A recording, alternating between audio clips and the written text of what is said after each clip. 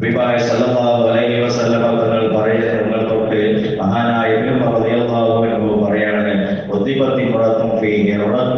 ഒരു പൂച്ചയുടെ വിഷയത്തിലാണ് ഒരു സ്ത്രീയെ അള്ളാഹു ശിക്ഷിക്കപ്പെട്ടത്. ഒരു പൂച്ചയുടെ വിഷയത്തിൽ ആ പൂച്ചയെ അവൾ ജയിലിൽ അടച്ചു എന്ന് വെച്ചാൽ അതിനെ അടച്ചിടപ്പെട്ടു. സജനത അതിനെ അടച്ചു വെച്ചു, അതിനെ തടഞ്ഞു വെച്ചു. അങ്ങനെ അത് ചത്തുപോയി. നരകത്തിൽ പ്രവേശിച്ചു.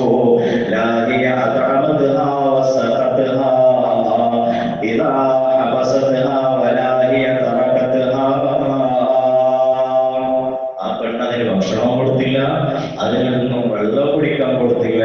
അതുപോലെ തന്നെ എന്നാൽ വെള്ളം കൊടുക്കില്ല, തിന്നാനും കൊടുക്കണില്ലെങ്കിൽ അതിന് അയച്ചു വിട്ടിട്ടുണ്ടെങ്കിൽ എവിടെയെങ്കിലും പോയി അത് ജീവിച്ചോളും. അതിന് അയച്ചു വിട്ടതുമില്ല. ഈ വിഷയത്തിൽ ഈ പെണ്ണ് നരകത്തിലാണ്.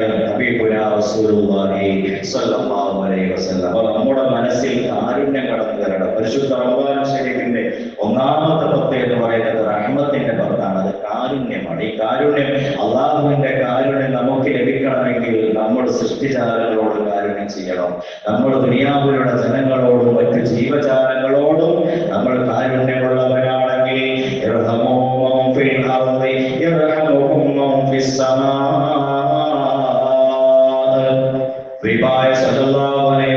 തങ്ങൾ പറയുകയാണ്, നിങ്ങൾ ഭൂമിയിലുള്ള ആളുകളോട് നിങ്ങൾ കരുണ ചെയ്യുവിൻ, എന്നാൽ ആകാശത്തിന്റെ അധിപനായ സൃഷ്ടി തമ്പുരാനായ അല്ലാഹു സുബ്ഹാനഹു വ തആല നിങ്ങളോട് കരുണ ചെയ്യുന്നവനാണ്.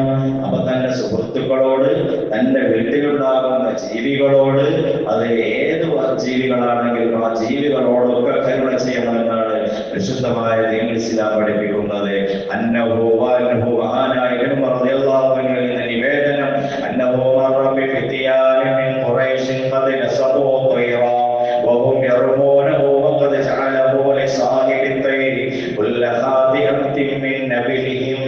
ഖുറൈശികളിൽ നിന്നുള്ള ചില ചെക്കന്മാര്, ചില ആളുകൾ ഓരോ പക്ഷിയെ ഉന്നം വെച്ചുകൊണ്ട് ആ പക്ഷിക്കെതിരെ ഇങ്ങനെ അമ്പെയ്തുകൊണ്ടിരിക്കുകയാണ്.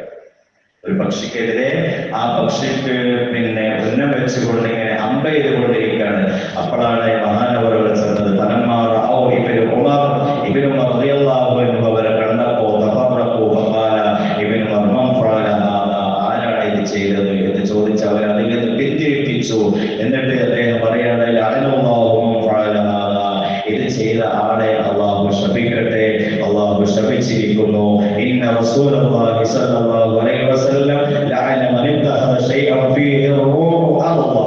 ജീവനുള്ളതായ ഒരു വസ്തുവിനെയും ഒരിക്കലും ഇതുപോലെ ഉപദ്രവിക്കുന്നതിനെ തൊട്ട് നബി സ്വല്ലല്ലാഹു അലൈഹി വസല്ലം തങ്ങൾ വിരോധിച്ചിട്ടുണ്ട്.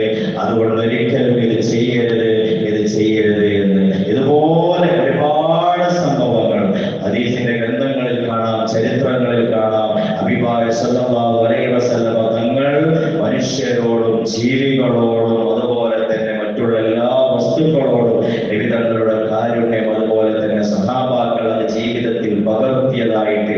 അപ്പൊ ഇതുപോലുള്ള കാരുണ്യമാണ് ഏതൊരു മനുഷ്യനും വേണ്ടത്. ആ കാരുണ്യത്തിന്റെ പത്താണ് ആദ്യമായി നമ്മിലേക്ക് പരിശുദ്ധമായ റമദാൻ ശരീഫിൽ കടന്നു വരാനുള്ളത്. അതുകൊണ്ട് നമ്മൾ പരസ്പരം കാരുണ്യം ചെയ്യണം. നമ്മുടെ സുഹൃത്തുക്കൾ